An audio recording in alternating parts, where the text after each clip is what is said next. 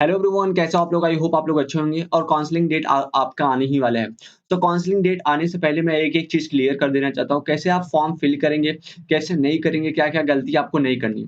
Firstly आप जानते हैं ये जो यूपीसीईटी का जो जेईई मेंस के हिसाब से आपका जो काउंसलिंग होता है, वो 3 तरह से होता है। देखो एक तरह इसमें दिया है, 2 तरह से, एक तरह से मैं बता रहा हूँ। अगर आप जेईई मेंस का फॉर्म फिल किए हैं, तो उससे आप बीटेक और बी.टेक 2 टाइप के कॉलेजेस ले सकते हैं। बीटेक जो आपका इंजीनियरिंग कराता है और एक बायोटेक्नोलॉजी होता है। बी.टेक का मतलब होता है बायोटेक्नोलॉजी। आप ऐसा मत करिएगा कि बी.टेक ले लें और बीटेक समझ के। उसका डॉट एक छोटा-सा पॉइंट बहुत ज़्यादा मायने रखेगा, नहीं तो प्रॉब्लम हो जाएगी आपको। तो बायोटेक्नोलॉजी अगर आपने ले लिया, बाद में चॉइस लॉकिंग करके आपने उसका फिल करके चॉइस लॉकिंग भी कर दिया, तो आपका पूरा टोटली खराब हो जाएगा, तो आपको लास्ट में सीट अलॉटमेंट होंगी। जो वैकेंट सीट रहेंगी, आप ये गलती मत करिएगा। सेकंड टाइम्स इससे अगर आप यूपीसीईटी का फॉर्म दिए तो आप समझ लीजिए बी आर्किटेक्चर, यहाँ पे आपका जो बी आर्किटेक्चर है, इसे भी आप ले सकते हैं अगर यूपीसीईटी का फॉर्म दिए हैं। और यूपीसीईटी का फॉर्म दिए हैं तो बी.टेक भी ले सकते हैं। अगर बहुत से बच्चे जेईई मेंस का फॉर्म भरे होंगे तो वो हमेशा बीटेक ही लेने के प्रयास करते हैं। अब मैं बताऊँगा कि कितने कट ऑफ में कितने राउंड में आपका कितना-कितना जाता है एंड सारी चीज़ें आपको डिस्कस करूँगा। देन आफ्टर मैं स्टार्ट करने वाला हूँ, क्या कैसे हिसाब से रहता है। आप यहाँ पे देख सकते हैं, 1 सेकंड, यहाँ पे मैं आपको टोटली दिखा रहा हूँ। यहाँ पे पार्टिकुलर डिटेल्स देखो, ये क्या आता है, राउंड कितनी राउंड आप में गया। देखो मैं दिखा रहा हूँ यहाँ पे कितनी-कितनी राउंडेज गई हैं। आपका समझ लो राउंड 2 हो गया, राउंड 3, राउंड 4 एंड लास्ट में आपका वैकेंट सीट आता है, वो वाला गया है। राउंड 6 तक गया है ये गवर्नमेंट कॉलेज। सो आप समझ सकते हैं कट ऑफ कितनी हाई जाती है। कट ऑफ हाई क्यों जाती है? अगर आप यूपी स्टेट के हो तो कट ऑफ हाई क्यों जाती है, ये समझिए। देखो क्या होता है, यूपी स्टेट वालों के लिए पहले बात तो बहुत ज़्यादा छूट रहती है एक में एडमिशन करने के लिए। उसके बाद क्या होता है, बहुत सारे बच्चे जो अच्छे रैंक ऑब्टेन किए रहते हैं, वो आईआईटी, एनआईटी और ट्रिपल आईटी जैसे कॉलेजेस में चले जाते हैं और कुछ प्राइवेट कॉलेज में चले जाते हैं। इसमें सारे बच्चे चॉइस फिलिंग वगैरह सारी चीज़ें करते हैं, अगर अच्छा कॉलेज मिला तो।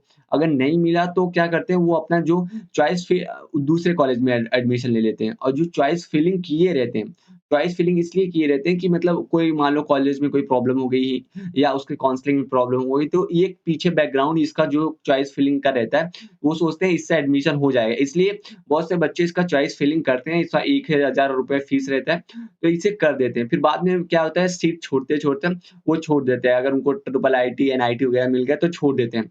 फिर आपका क्या है, यहाँ पे देखो क्या होता है, 3 राउंड 4th राउंड तक गया था पिछली बार। यहाँ पे मैं आपको फ़ोटो दिखा रहा हूँ। ये देखो 4th राउंड की है।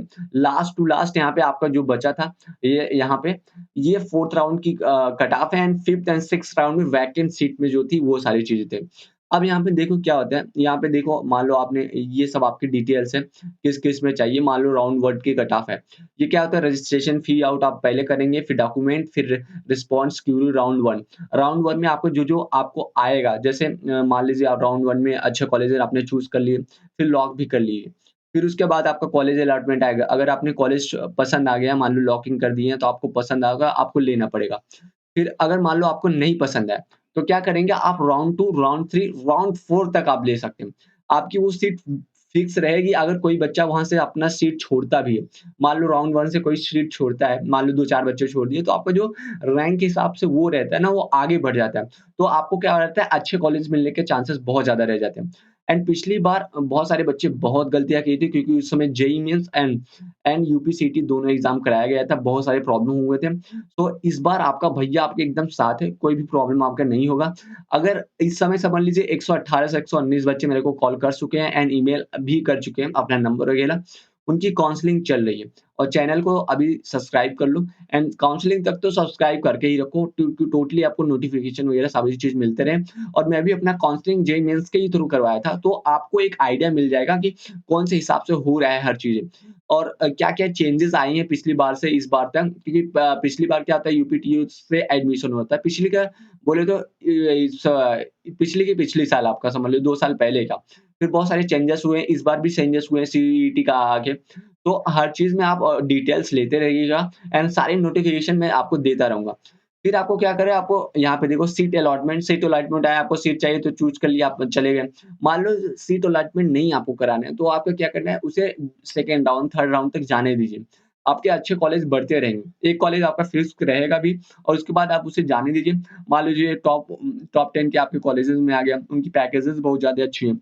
एंड सारे मैंने डिस्क्रिप्शन या प्लेलिस्ट में जाके वहाँ पे देख सकते हैं कौन-कौन से पैकेजेज़ लगे हैं और कैसा-कैसा कैंपस भी है।